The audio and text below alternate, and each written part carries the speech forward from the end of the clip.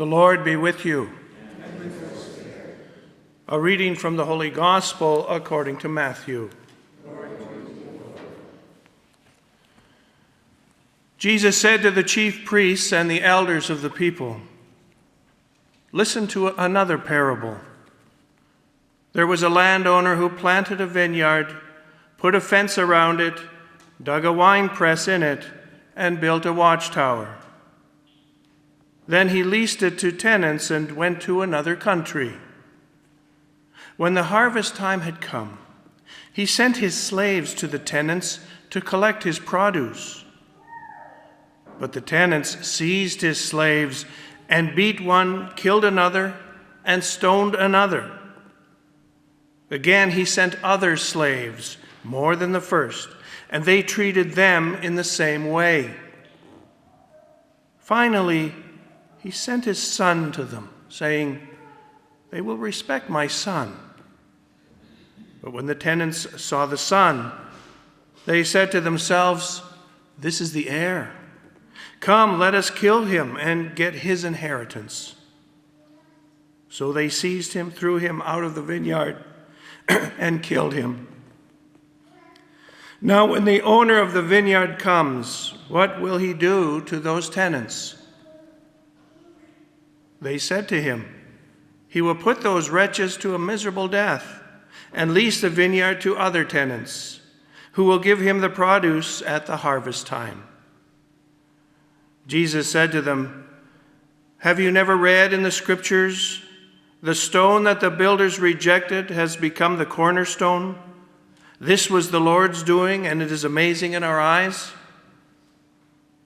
Therefore, I tell you, the kingdom of God will be taken away from you and given to a people that produces the fruits of the kingdom." The Gospel of the Lord. Praise to you, Lord Jesus Christ.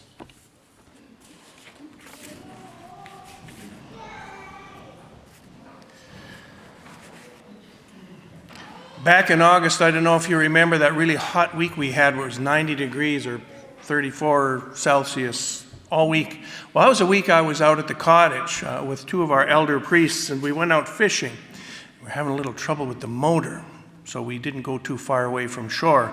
We got in the boat and we went fishing, trolling along the shoreline, not too far from where the cottage was, because in case we got into trouble. Well, we're a little ways down trolling, and all our hooks are in the water, and we decide, okay, we've gone far enough, we better turn around. Well, we started to turn around, and the motor quit.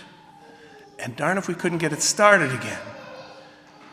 But I tell this story because I was struck by how quickly some of the cottage owners who were right in front of where we were having trouble with the motor came running down to their pier to see if we were okay and if we needed any help.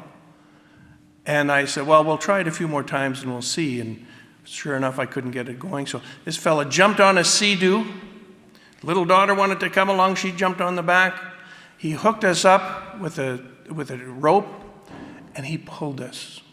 And we kind of sheepishly sat in our boat, and he pulled us back to our cottage, which wasn't too far away. But he pulled us right. He knew exactly where to go. We didn't have to tell him, because we recognize that boat. We know this lake. We know the people on it. You are the priests, all right? Yeah, we're the priest cottage, yeah. So he pulled us in right into the dock, right in perfect position, unhooked us, and we just thanked him profusely. It was like it just happened so quickly and so effectively. And we said, thank you. And he says, well, he's just like, don't think anything of it. I mean, this has happened to me many times. I know what it's like to be stuck, and somebody came and helped me, and it's happened more than once, and I am just paying it forward. And he was happy to be able to do it. And I just think of that level of gratitude, like he was as thankful to us as we were to him, it seemed, And I think that's the spirit we're talking about when it comes to generosity and paying it forward, Like, I've been helped. I'm going to pass it on. I'm not going to just hang on to that. I'm not just going to build a little kingdom or just kind of shut things off. As I receive gifts, I'm going to keep it flowing through me to other people. And that's kind of the basis of our Christian life and our sense of stewardship and gratitude. You know, it's true that we can't be all things to all people, but yet we're called to go more deeply into ourselves. And St. Paul talks about that when he talks about prayers and supplications for what we need. And praying that he will guard our thoughts and our minds and our hearts, to guide our minds and our hearts, to guard them. Because we can go astray so quickly and so easily with our thoughts and with our minds. That's probably what Isaiah was talking about in the first reading when he talked about the grapes growing wild. You know, the landowner, the person who built the vineyard, which represents God, has big plans for his vineyard. And we're in that vineyard, in a sense. And where do these wild grapes come from? What's going on? Things are going south in so many ways. And his big plans seem to be going south, you know.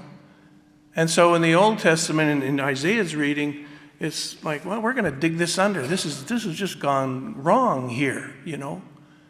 And then an expression of that to Israel that, you know, this isn't the way it's supposed to go.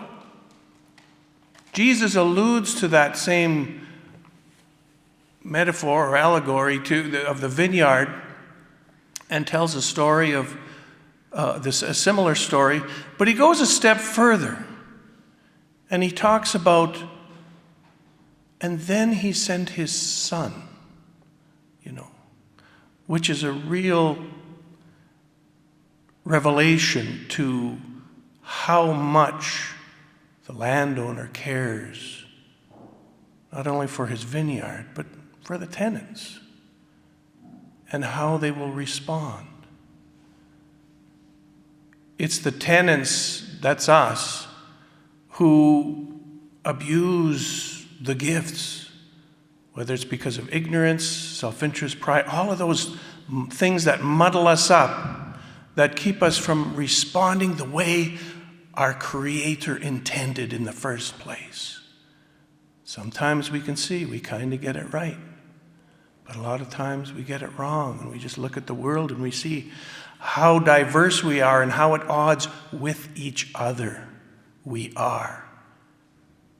And you know what they say about a house divided against itself? You know, it won't stand.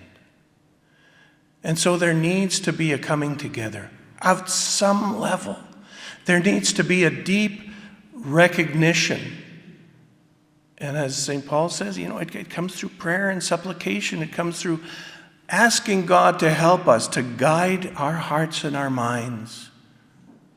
Because our thoughts go astray, and our hearts, we get attached to things that aren't helpful. And sometimes we can't let go. And that's part of the struggle, you know. Certainly, we look at the gospel and we see Jesus. He says to the landowners, "I'll send my own son."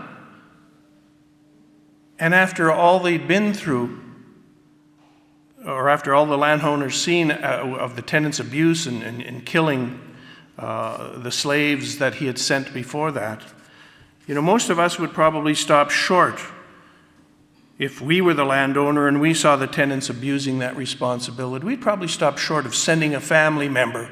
You know, we'd probably fire them all. You know, you're fired.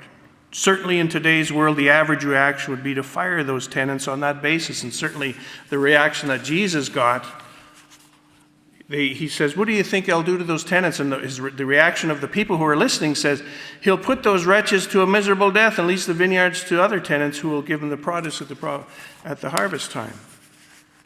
And Jesus says,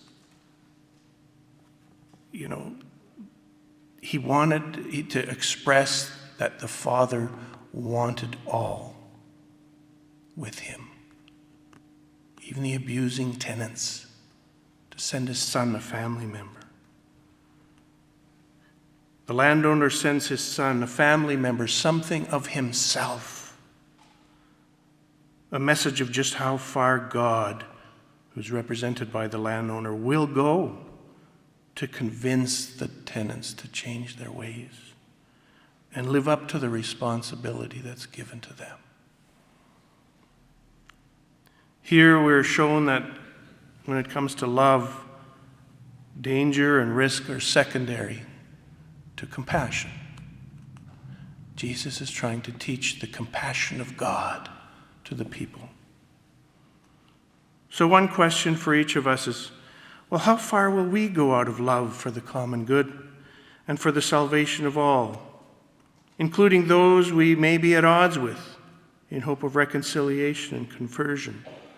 Secondly, do we see ourselves as simple tenants? Or do we push the envelope and claim ownership? We're in an in-between place in this world. And when we claim ownership, we let go of stewardship. We let go of gratitude. We start to claim that we are entitled. Do we tend to the job at hand, working not just for ourselves, but for the glory of God, trusting in faith that He will take care of His tenants in ways that we could never be able to do for ourselves? That's the underlying message, is that if we paid attention and followed the ways of the vineyard, the landowner would definitely take care of us. And so it's important for us to recognize.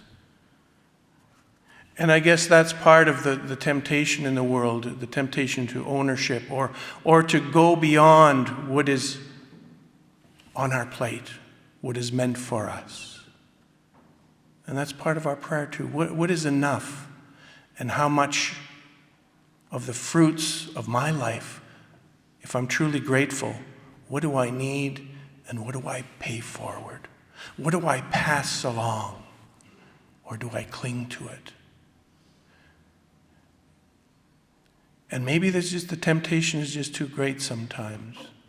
You know, the fruits are there and we take more than what belongs to us. And it's always at the expense of those who are struggling, and they have even less. It's a fundamental human problem. I remember even as a kid, one time invited out to one of the friends' home. They lived in Vibank, Odessa, in that area. And they lived at the store. They ran the store, the confectionery. And I thought that was the coolest thing. They lived upstairs. As I grew to be an adult, I figured that wasn't so cool, you living above the store. But at the time, I thought it was so great because you go home, you walk in, and all the food you need is right there, you know, and there's potato chips, there's a whole line of them there, and there's candy, and there's popsicles, and there was an awful temptation to just help myself, you know, but it didn't belong to me. It was right there, but it didn't belong to me. So as a little kid, an 8 or 9-year-old, I had to come to terms with that and realize that, hands off, that's not yours. And that's a little bit about life we live in this world. If it doesn't belong to us, even what we have, we're called to share. You know, that's tithing. That's what that's about. We're not the owners. We're stewards, and we have to trust in the landowner that we're going to be looked after. We're not the landowner. We're not in charge. But we're stewards. And by following that way, the way we were meant to in the first place, that's when we start to move forward. That's when we start to realize and to take into account the reality of the cornerstone that's been rejected. Because that's the message of the gospel. The rock that, or the, if the stone that the builders rejected has become the cornerstone, we need to ask, what is it in our lives that we are rejecting? That could be very well the cornerstone that needs to be accepted. So in our prayers and our reflections, what is it that we are rejecting? Could it be a relationship? Could it be a conviction about something? What are we avoiding? Are we following through on something, or do we need to follow through on something that's been nagging at us? Do we need to accept a certain reality? Is there a letting go finally of something we've been carrying far too long? And what are our fears of moving forward? Jesus urges his listeners and us today to leave no stone unturned.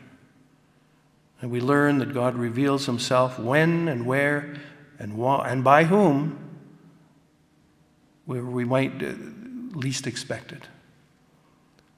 And that's the radical inclusivity within Jesus' message. So we ask God to bless us with that awareness, and that our thoughts, take our prayers, that our thoughts and our minds may be, thoughts in our hearts may be guarded, and that we truly become good stewards in recognizing when we're overstepping our bounds, and recognizing that our God does have a plan for us, and it's up to us to open our hearts to that. So as we prepare to celebrate Eucharist together, we recommit ourselves. We say yes once again to our call to stewardship, our call to gratitude, that we may bear fruit and we may share it the way our God intends. Amen.